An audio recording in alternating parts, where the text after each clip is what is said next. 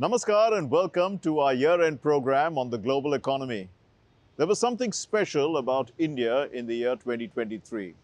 Was it the G20 presidency or the economy? Perhaps a little bit of both and more. The year 2023 started with India playing to its strengths on an economic pitch that suited its fundamentals. Despite the world still reeling from the aftermath of the war in Ukraine, the US Fed's continuous monetary tightening, China's lockdown-induced slump, and much of the world facing an imminent economic meltdown, India was different. India had assumed the presidency of the G20, and meetings of the finance track were putting in place a clear roadmap for economic recovery, with healthy participation from the global south. The union budget continued to focus on capex, with effective capital expenditure of rupees 13.7 lakh crore, or about $171 billion.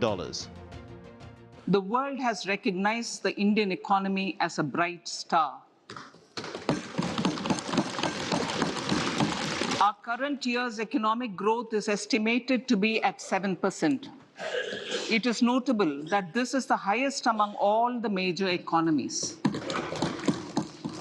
This is in spite of the massive slowdown globally caused by COVID-19 and the war.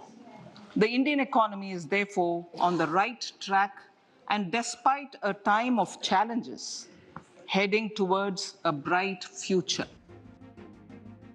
Over the year, the economic health improved, with the economy growing 7.8% in the first quarter and 7.6% in the second, with the expectation of keeping the momentum going. There were headwinds for the Chinese economy. Pakistan was in a debt trap, and the impact of dollar scarcity was being felt in smaller countries. But in India, by April, the Q4 investments of the previous fiscal came in at an all-time high, 14.6 lakh crore rupees, or about 183 billion USD. Also, WPI inflation was at a 29-month low. By May, India-UAE trade was surging following the CEPA, and India's forex reserves had coincidentally hit an 11-month high. Much of the global south was being impacted by a Chinese debt trap. But under India's G20 presidency, there was renewed economic potential seen in the Pacific Island countries. The month of May marked a year since India and 13 countries formed the IPEF, or the Indo-Pacific Economic Framework for Prosperity, a supply chain pact to counter the RCEP. India also looked towards Africa's greater role in G20. India's G20 leadership had provided a clearer voice of economic participation from the global south. In terms of the geoeconomics, India is very well positioned now. Relations with the US are excellent. Relations with the EU and the rest of the West are in the best shape perhaps ever. By June, Nomura had said India would be the flying geese of the decade. And sure enough, on cue, India's GDP crossed $3.75 trillion. The mood was changing. In July, an Invesco report said 85 sovereign wealth funds and 57 central banks preferred India to China. Goldman Sachs predicted the Indian economy would hit $52.5 trillion by 2075. India was being seen as driving the next phase of globalization. The economic narrative out of India was bright. India's core sector growth hit a 5-month high in August. And even in the area of critical technologies, India was emerging as a viable alternative. India's semiconductor surge was imminent. Morgan Stanley upgraded India to overweight. The G20 presidency not only established India's role as an emerging growing power, it also established that India is open to new thoughts, new ideas, and also take care of the neglected segments of the society. India's G20 leadership was seeing more integration among the economies of the global south, and India's Atmanirbharta or self-reliance was earning global respect. As of on cue again, India's tax buoyancy was high, with robust GST collections. Foxconn too was bullish on India. The world's largest contract manufacturer of electronics rapidly expanded its presence in India by investing in manufacturing facilities in South India. Barclays pointed out in October that if India grew at 8%, it would be the driver of global growth. All the private sector has to do is now reap that big infrastructure. So the country is ready for a big leap. My own feeling is 8% growth is easily doable, but we can achieve 9% if the private sector joins us. In October, it had become clear that the Indian economy was resisting global headwinds. A vision document by Niti Aayog saw India as a $30 trillion economy by 2047. Fitch upgraded India to 6.2 from 5.5 and brought China down to 4 from 4.3 because it saw a rapid rebound in labor force participation rates. The infrastructure build-out has been spectacular. India now has the world's leading digital stack, and it has built out the highways, the ports, the airports, the underground rail systems in urban areas at a spectacular pace over the past 3 or 4 years. And as a result, there is a cumulative improvement in productivity for the economy as a whole, and domestic demand is being driven by investment spending. S&P said that India was on course to overtake Germany and become the third largest economy in the world by 2030. S&P also highlighted that India's thriving domestic digital market has the potential to fuel the growth of the high-potential startup ecosystem, especially in financial and consumer technology. The World Bank had projected 6.3% GDP growth for India in its April report, and India beat those expectations with 7.8 and 7.6% so far this fiscal. If you look at India's growth trajectory, growth demand, look at any indicator that we have. Look at the sales of cars. Look at the demand in rural area of tractors and motorcycles. Look at the infrastructure that is developing. Look at the surge in prices of the housing sector. What do you see? There is intense demand. India's growth so far in the current fiscal is higher than the projections of the IMF, ADB, and OECD, all having concurred with the World Bank's 6.3% as well. In September 2023, JP Morgan Chase said it would add Indian government bonds to its benchmark Emerging Market Index from June 2024. The inclusion of Indian bonds in JP Morgan's Emerging Market Debt Index is expected to bring in more foreign inflows into the country. Moody's Investor Services was more optimistic, predicting a 6.7% growth for India, citing the country's remarkable resilience amid a global slowdown buoyed by solid domestic demand. We are now at a critical juncture, and we need to decide, is India going to grow faster going forward or going to grow slower? The current account deficit is small. In fact, with oil prices being where they are, we could well have a current account surplus this fiscal year. Inflation is well contained.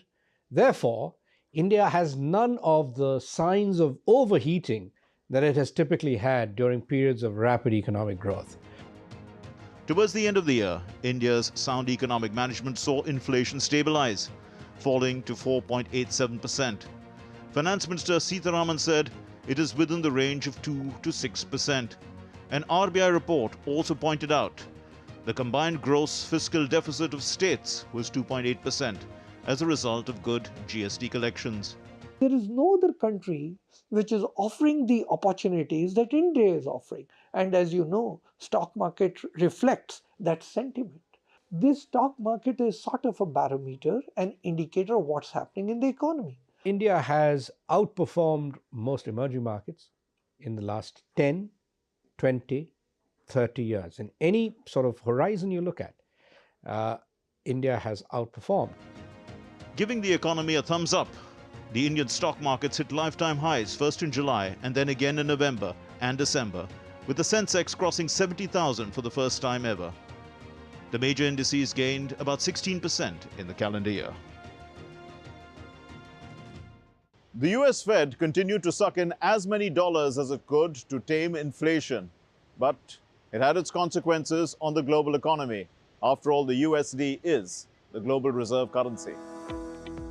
The US Fed, which continued its unrelenting monetary tightening since March of 2022, continued raising interest rates up to July 2023, raising it to 5.25 to 5.5% on 26 July 2023, which it maintained till the end of 2023. Inflation had steadily declined from over 9% at the start of the tightening cycle to about 2.9% by June of 2023, but it rose again soon after, prompting the Fed to add another 25 basis points hike in July. Since then, it has paused rate hikes, and inflation has remained close to 3%. However, the Fed is unlikely to begin monetary easing until the economy hits that inflation target of 2%. We are prepared to tighten policy further, if appropriate. We're committed to achieving a stance of monetary policy that is sufficiently restrictive to bring inflation sustainably down to 2% over time, and to keeping policy restrictive until we're confident that inflation is on a path to that objective. With the US dollar being the reserve currency of the global economy, higher US rates raised borrowing costs across the world and led to a slowdown in sectors such as housing. Banks were struggling globally. In the US, 3 banks had already failed in 2022. In January, Swiss National Bank posted a $143 billion loss, its biggest loss in its 116-year history. There was a serious impact of dollar scarcity in smaller countries. Countries were buying gold to shore up their falling currencies. Many looked beyond the dollar to settle international trade transactions. The dominance of the US currency appeared to be on the wane. BRICS was urged to look beyond the dollar. Most countries had to follow suit and raise interest rates in line with the US policy. US sets the trend for the whole world. If inflation is picking up in the US, it typically is doing the same in much of the world. And so central banks around the world have to follow the Fed's lead. Every balance sheet in the world of every central bank, even rich, high net worth individuals, have dollars in their balance sheet. You cannot allow the dollar to sag. You cannot allow the dollar to vanish. They are the largest economy of the world, accounting for nearly 20% of the world GDP. Adding to the global woes due to its dependence on the US dollar as a reserve currency was the state of affairs of the US debt. The debt had reached a whopping $33.17 trillion in September. While the US debt may be manageable given the size of the US economy, an UNCTAD report in July suggested that global debt was draining global prosperity. Debt hit some developing countries more due to limited access to financing, rising borrowing costs, currency devaluations, and sluggish growth. They then find it hard to mitigate emergencies, climate change, and invest in their people and future. There are about 53 countries with extreme levels of debt that are very difficult for them to service, and we're beginning to see some defaults. So we've seen a sovereign default in Sri Lanka, we've seen one in Zambia. There are other countries, Ethiopia and Argentina, that are on the brink of default as well. We have to make a distinction between external debt and internal debt. As far as external debt is concerned, the pressure comes on the exchange rate and servicing of it. The volatility in the exchange rate impacts the debt. As far as the internal debt is concerned, one has to see where the debt being used. Is it being used for consumption purposes, salaries and wages? And to whom are those salaries and wages going? If it is going for construction, infrastructure, investment, sooner or later of the gestation period, it adds to economic growth. Countries are facing the impossible choice of servicing their debt or serving their people. The Federal Open Market Committee held rates steady in September and November. The consensus among market experts suggests that the Fed may introduce one more 25 basis point rate hike to moderate inflation to the Fed's 2% target. The Fed was unconcerned with risks associated with the rate hikes. These include bank failures, stock market instability, mortgage rates fluctuating, and global economic uncertainty. However, the US economy, according to the US Treasury, outperformed other advanced countries. Its GDP is 6.1% higher than it was in pre-pandemic 2019. Hoping to make gains from the stronger economic performance, the US did attempt to mend fences with the next biggest economy, China. The meeting of US President Biden and the Chinese President Xi Jinping on the sidelines of the APEC summit indicated a thaw in ties. Analysts pointed out that China realized it needs to have somewhat normal relations with the US and Western countries for its own economic progress. Xi urged US companies to invest in China, saying that China was ready to be a partner and a friend to the United States. Many of the US allies, like Australia and the EU, have made attempts to mend fences with China. The cost of production in China is so low, it gets subsidized so heavily because land, buildings for the buildings and shelter for the employees, the amount of money given as interest-free, the tax subsidies provided, export subsidies that are provided are so high that production cost or selling cost becomes very, very low. Beating that low rate is not very easy for any other country to take the brunt. It's also important to understand that the United States has not taken any of the tariffs off that Trump imposed in 2018, 19, and 20. Those tariffs remain in place. The European Union is moving to restrict economic ties with China, although nobody is looking to cut off ties with China. Cutting off ties with China could be very inflationary because China is still a very important source of most manufacturers around the world. China still has a significant influence on global supply chains. Countries need to tame inflation beyond the use of monetary policy by using better supply-side management. The ECB argues that underlying dynamics are more stubborn than they appear, and inflation will actually come back above 3% in 2024, only hitting the 2% target in late 2025. The central bank governors in the Eurozone are likely to hold interest rates for some time before thinking of easing. Rishi Sunak made several promises at the start of 2023 to get the UK economy back on track. By October, inflation was in order. At least the figures said so. It was on January 4th, 2023 that UK Prime Minister Rishi Sunak made 5 promises. 3 of them dealt with the economy: halving inflation, growing the economy, and bringing the debt down. It is common sense that the 3 are interrelated. Inflation was at 10.7% soon after Sunak had taken office in the October to December quarter of 2022. He said he would reduce inflation to 5.3% or lower by the end of 2023. Britain uses the Consumer Prices Index to measure inflation, and that figure for the year to October was 4.6% in 2023. Sunak said his government had met its target early. And I can't click my fingers and suddenly wish away all the reasons that taxes had to increase in the first place. Partly because of COVID and Putin's war in Ukraine, and partly because we want to support people to live in dignity in retirement, with a decent pension and good health care, which will cost more as the population ages. But my argument has never been that we shouldn't cut taxes. It's been that we could only cut taxes once we've controlled inflation and debt. However, his critics say that inflation was expected to moderate through the natural course of the year, and did so as expected. The figures for the 4th quarter of 2023 will only be released on the 17th of January 2024. Downing Street said the pledge to grow the economy will be met if the economy is bigger in the 3-month period of October to December 2023 than it was in the previous quarter, July to September. The UK economy was considered to have recovered from the pandemic more quickly than previously thought, even though it remained stagnant between July and September 2023. The government's Office of Budget Responsibility forecasts a 0.6% growth in 2023. Part of the problem with spurring growth is the Bank of England's interest rate hikes, 14 times in line with the US Fed, in an attempt to reduce money supply and control inflation. Rates are currently at 5.25%, a 15-year high, which has pushed up mortgage costs but also led to higher saving rates.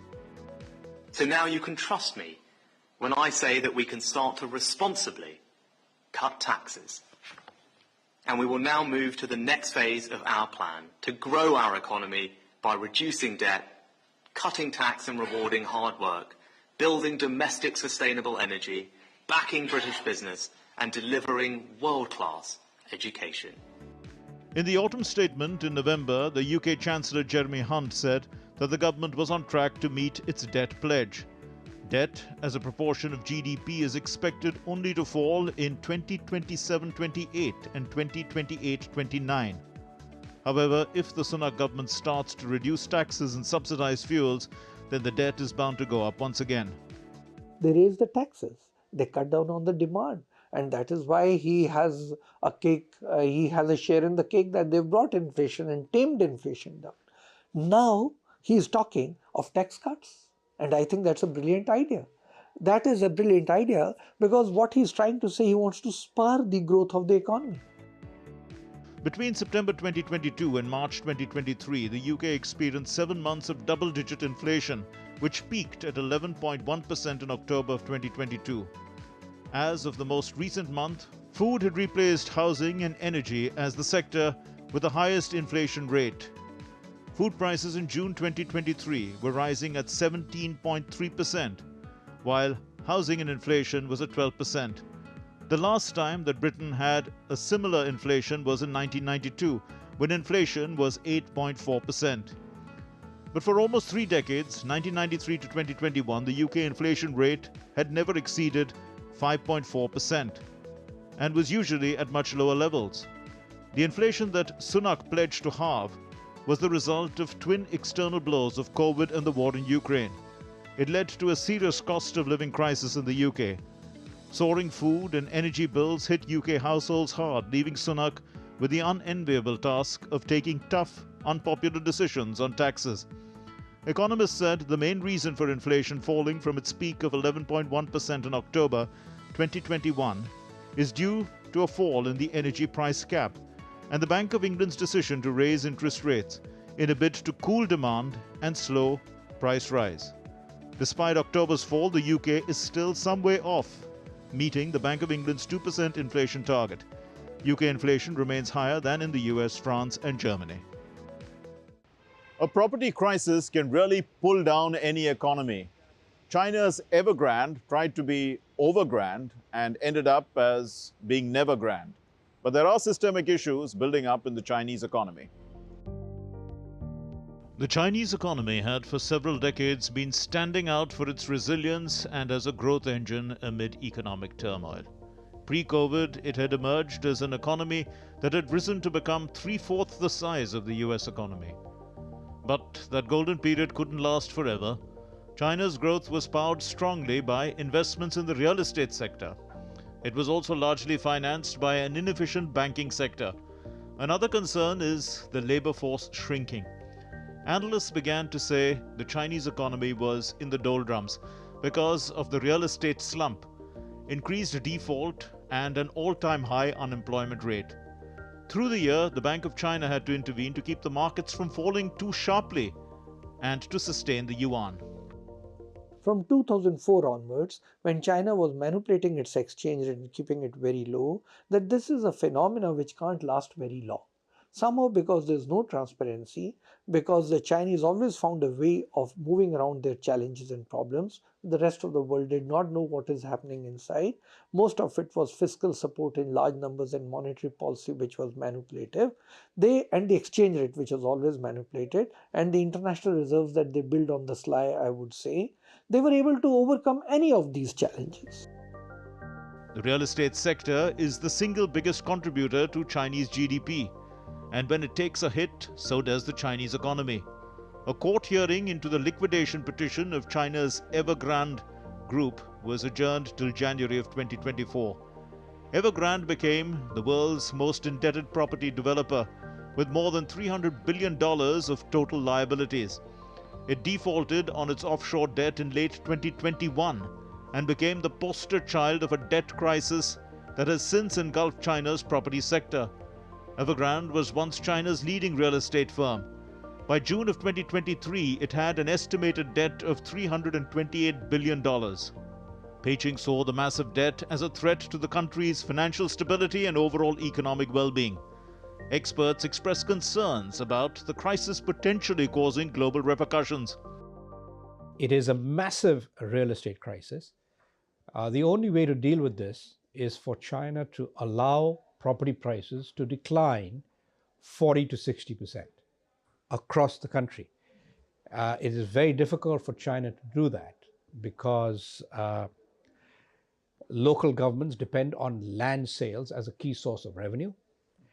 And if land prices begin to fall, then local governments will have a crisis. Apart from that, China faced deflation, with consumer prices falling 0.5% in November, the sharpest decline in 3 years. Producer prices remained in negative territory throughout the year. Consumer prices entered deflationary territory in July. It added to economic pressures on policymakers who were grappling with a liquidity crunch in the property sector, weak trade data, and a slowing recovery from 3 years of zero-COVID lockdowns. The government cut key lending rates and issued bonds to support growth, but didn't offer real estate developers any bailouts. Moody's cut its outlook for China's sovereign credit rating to negative. The youth unemployment rate crossed 20% in April. It became a big concern because some 11.58 million students were expected to graduate from universities and colleges this year. China has a very high youth unemployment rate. So it's not, the overall unemployment rate is not that high, but youth unemployment is high. So essentially, they are unable to generate jobs for those who are now entering the labor force after finishing school and college. And that is going to become more of a concern as we go forward. And as economic growth slows, it'll become much more difficult for China to generate jobs. 30% of the elderly population is not very productive. They are generally consuming. If they're not producing for the income of the household, they are in that sense a burden. Now, therefore, China's economy, apart from the real estate challenges that they've had, which will lead to joblessness and all those other crises and ripple effect and spillovers that will happen in the other sectors of the economy, this is an additional challenge which will happen. A Fitch report in November said that China's slowdown was impacting the growth potential of emerging markets as a whole. It lowered China's forecast to 4.6% from 5.3% earlier. There was weak outlook for the employment rate in China and decreased expectations for capital deepening.